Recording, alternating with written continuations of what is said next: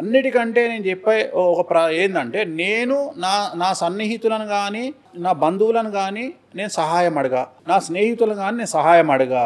ఎవరి దగ్గర నేను రూపాయి అప్పు తీసుకోను, ఎప్పుడు తీసుకోను. అప్పులు ఇస్తారా?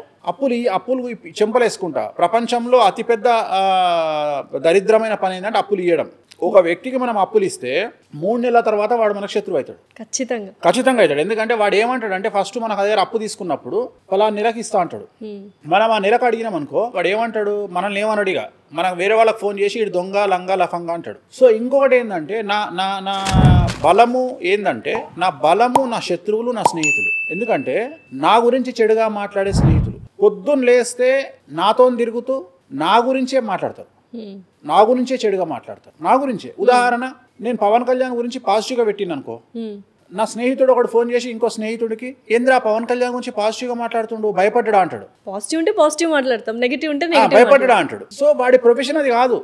అట్లా చాలా వెరైటీ ఉంటారు జనాలు. ఎందుకంటే మనల్ని తప్పు ఎక్కడ ఎత్తుకుదామా అని ఆలోచిస్తూ ఉంటారు. అందుకని నేను ఎవరిని సహాయం అడగా, డబ్బు అడగా, చిట్టీలు అయ్యా, నేను అప్పులు తీసుకోను, అప్పులు ఇయ్యా.